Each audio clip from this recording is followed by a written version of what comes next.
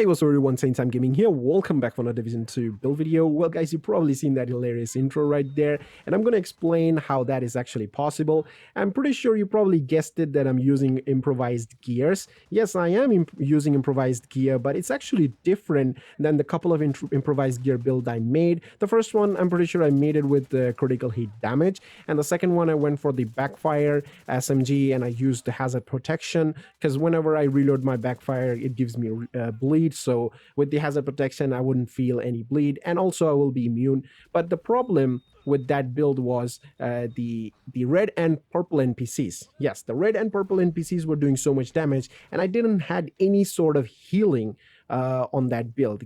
I just had immunity from status effect and a bunch of protection from elites, but there weren't any healing. So when there was a bunch of red and purples, then I had to pop up my shield and try to like hide and play like that, and have to worry that they will kill me. But with this build, I don't have to do that because I have healing. And by healing, I mean regen. Yes, I have enough regen that will help me survive against those red and purple NPCs. And of course, the elite NPCs still, they just can't do anything because I have a bunch of protection from elites. So I don't have to worry about the elite NPCs. The only issue was the purple and red. So I can play basically any content against any factions. Nobody can touch me. Not a single NPC can kill me. Yes, this is an absolute beast type of build. Doesn't matter if you play on a group or solo. In group, it's actually even better because when you're in a group and you're playing like control points and resource convoys and stuff like that, and you have some directives active, there's going to be more elites than red and purple. And if there's elite, well, it's good times for you because the more elites, the better, because you will not die against elites. That's the fun part of protection from elites, having protection from elites. So let me show you the build enough chitty chatty. So this is the build over here. As you can see, I'm using the survivalist specialization mainly because of that extra protection from elite that it will give me. Plus, I have that Mender, the Seeker Mine, the cute little Pokeball follows me around, gives me a little bit of splash healing. It's not that much, but it's just an excuse for not using a hive level, let's be honest, okay? Okay, so yeah. Now for the weapon, I went for the Chameleon. Now the reason why I went for the Chameleon, because I felt that the Chameleon is the only weapon after backfire that will give you additional critical hit damage. So when you have the Chameleon buff active, you get that extra 50% critical hit damage, 20% crit chance, you get 30 headshots, you get that buff active. If you get 75 body shots, you get 90% of weapon damage, so that's really nice. And if you want to use an SMG, you can use a Dark Winter, because the Dark Winter basically going to do the same, give you extra 50% crit damage. But remember, you have to get a crit kill, which will be kind of hard with this build because my crits are not that high. That's the reason why I went for Chameleon, because whenever I get that Chameleon buff, my crits will be high enough and damage will be high enough, so I will be melting through any NPCs out there without an issue. But at the first, you may have a little bit of problem, but no worries, it's not a big of a deal. I always say that if you can survive anything, you can kill anything. It doesn't matter who you're fighting against. If you can survive, you can kill. So that's why I made this build basically. So you're going to be killing out anything out there, rogue agents, elites, NPCs, red and purples. Of course, you can kill red and purple. That's the reason why I went for the armor regen, right? So yeah, that's pretty much it, the weapons here. Now for the build, let me show you. I have 3 pieces of the improvised gear. Now if you don't know what the improvised gears are, the improvised gears are just a high-end gear where you can add mods. So normally your gear will not have a mod slot, but improvised gear will have mod slots. So that's why you can use maybe crits or protection from elites with that. And you can only get improvised gear by crafting it. You cannot get improvised gear from like open world drop or anything. You have to craft them, and it doesn't like always come with armor. It comes with weapon damage and skill tier as well, so you have to be lucky to get it. It's kind of hard, I would say, but you don't really need much resources to craft them, so you can just sit there, spend an hour crafting until you get the perfect piece, I would say. I actually did the same thing. So yeah, now for the holster, I'm using armor regen, crit damage, and protection from elites mods, and I did spend a lot of resources to max this thing, although I still need a little bit more to max this critical hit damage here, which I'll do it later because I'm out of resources, honestly. So for the knee pads, I went for armor, crit damage and crit chance and protection from elite mods again, 12%. And for the gloves, again, I have armor, armor regen, crit damage, and protection from elite mods. So that's the 3-piece improvised gear. Now for the high ends, other 3-piece, I went for a Grupo mask because of that 15% crit damage. I rolled armor. Usually Grupo drops with weapon damage, so I rolled armor here. Now crit chance, crit damage, and protection from elite mods again. And for the chest piece, I have a Bellstone armory because of that 1% armor regen. I have armor, armor regen, crit chance, protection from elites, and intimidate talent.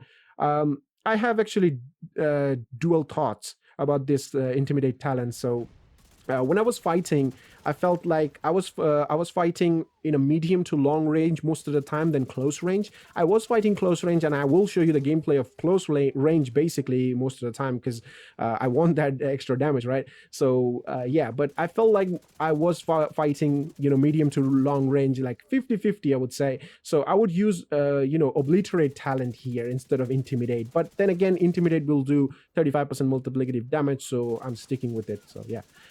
Now for the backpack, I am using the Momento because Momento, whenever you get that, long-term buff, you'll get 3% of regen. So in total, you will have 4% regen on the build, and that will actually going to make your regen go sky high, I would say, close to 90,000. I don't have 90,000 right now, but I'll show you a footage where I did had a 90,000 because I had to go out there in the open world, get some kills, and get those trophies to show you the stats basically. So I'll show you like right now maybe. So yeah, so that's pretty much the reason why I have the Momento. Now, if you want, you can go for a high-end piece with Adrenaline Rush.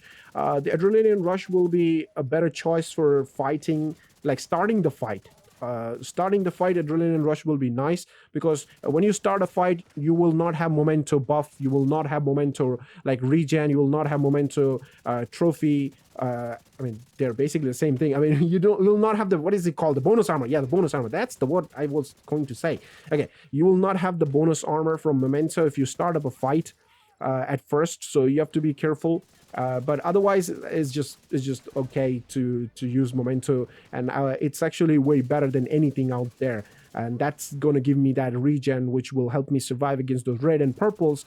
And the elites, they're basically nothing. The elites are just they're just gonna have a bad day when you're gonna run this build against them. That's all I can say. Now, if I show you my stats here, as you can see, I have 52.2% crit chance with the chameleon and 105.9% of crit damage, which you say it's a lot less than ideally you will have on any build. But then chameleon buff, when it gets active, I will be getting 155% crit damage, and of course, you're gonna increase my crit chance as well. So that's the only reason I'm using a chameleon, right? So yeah, now for the defensive stats, if I show you, I have 80% of protection from elites. You don't need that much though. I have 82%. It's only showing 80 because 80 is the cap. So that's why it's showing me 80% protection from elites, although I do have 82. So I would say at that point, you will use 70% of protection from elites and add a critical hit damage mod. So yeah, to increase your crit damage. Now for the armor regen, it shows, like I said, 33,000. It's not showing the Momento buff. So when the Momento buff is active, it's going to go like 90,000. So yeah. So that's pretty much it, the build, and that's how I actually run this. I just go in face of the NPC, any NPC out there, any factions out there, I don't care. Like if I bleed, burn, or whatever, like nothing can hit me, like nothing can kill me, or nothing can do so much damage to take my armor down.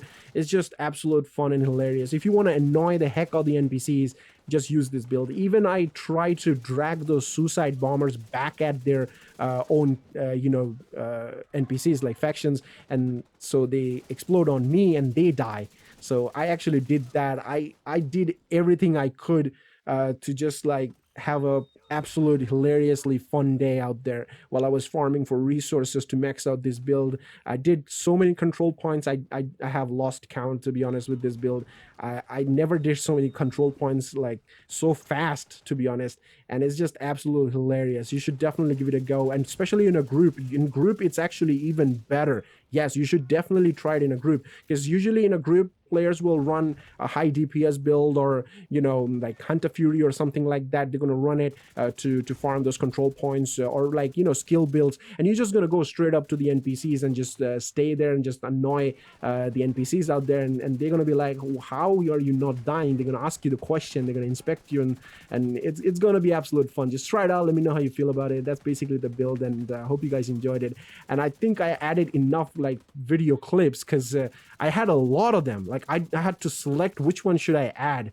I still had to do that because I'm recording it first, like voiceovering first, and then I'm gonna do the video clips. So I have to make sure that I choose the right clips so you guys feel that, yeah, this build is an absolute beast. I don't know if I should call this the best build for a solo player out there, because it may be, and also in a group. I mean, it's just amazing. Just try it out, let me know, and I just don't know what to say, man. I seriously don't know. So I'm just gonna end the video here. So yeah, I'll see you guys in the next one. Till then, peace.